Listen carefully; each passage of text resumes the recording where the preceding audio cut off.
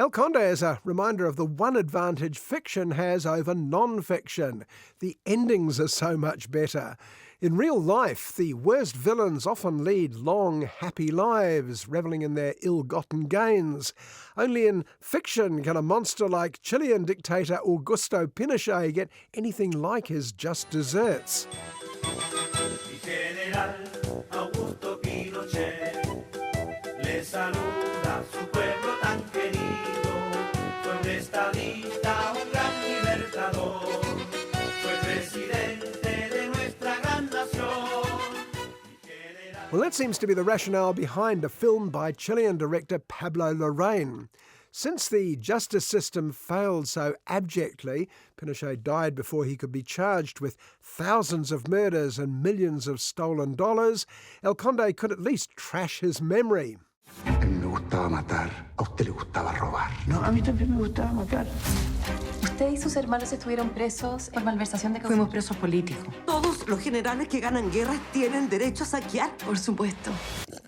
El Conde means the Count, and the premise of the movie is that Pinochet is in fact a 250-year-old equivalent of another criminal aristocrat, Count Dracula. That's right, he's a vampire. Not just a vampire, but one who's faked his own death and could easily live another 250 years. A un soldado se le puede decir que es un asesino, pero no que es un ladrón. Pero robaste, ¿o no? In this, he's assisted by his equally corrupt wife, Lucia. El Conde suggests she was even worse than Pinochet, and a sinister Russian butler who's been rewarded for his service by being made a vampire too. Mrs. Pinochet is forced to remain mortal for some reason. Estuve estudiando su caso judicial. Dice que usted ordenó el asesinato y la desaparición de miles de chilenos. Yo, También hay dinero mal habido. mis hijos no saben trabajar y yo no quiero que se mueran de hambre. Claro. Pero no vaya a pensar que yo soy un ladrón. No. Now, you'll have to get used to that expression for some reason. El Conde is a bleakly comic fable with a plotline that has very little connection to logic. At the start, Pinochet decides he's sick of living. He summons his family, presumably to dish out some of those ill-gotten gains. Yo vine para acá porque dijeron que iban a repartir plata. Eso te lo dije yo para convencerte, imbécil. ¿Y entonces no van a repartir nada? But it seems he's more concerned about his legacy. He doesn't mind being reviled as a mass murderer, but it's embarrassing to be called a mere thief. It was all, he says, an accounting mistake. Buenas tardes. Buenas tardes, general. También es verdad que yo cometí errores.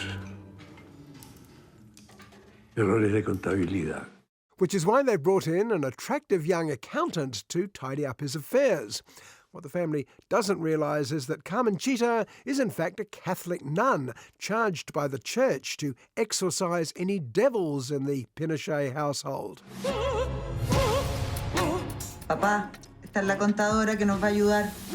¿Es de confianza? Totalmente familia militar. Pablo Larraín's previous films were mostly fact-based drama rather than fictionalised allegory. He made Spencer, about Princess Diana, Jackie, about Jackie Onassis, and a smart docudrama called No, about the actual downfall of Pinochet. But El Conde is downright peculiar, not least in its choice of narrator. Senator Pinochet was a staunch friend of Britain throughout the Falklands War. His reward from this government was to be held prisoner for 16 months. It's told by Margaret Thatcher, in English, offering new and extremely unlikely reasons why she was always such a keen supporter of Pinochet. But at least she remains consistent in the film, unlike nun exorcist accountant Carmenchita. Lo he visto muy enamorado de una joven contadora francesa. Existen las criaturas del diablo que no tienen alma, y yo se la voy a salvar. One minute she's polishing the silver hammers, stakes and holy water. Next, she's taking sides with Pinochet against his family. Meanwhile, Pinochet, smitten by the lovely Carmenchita, decides he does want to stick around now and takes regular blood-sucking trips to town. A vampire has to live after all. El ejército de Chile me enseñó como un valor el acto de la tortura. ¿Alguien se metió en su maleta? Trajo estacas y martillos de plata. El Conde actually picked up a Best Script award at the recent Venice Film Festival, possibly for good intentions rather than actual achievement. Unlike Carmencita, I found the Count's appeal rather elusive.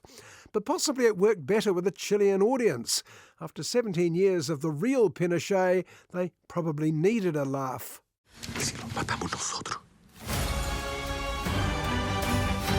Vos vais a matar a 4 vampiros.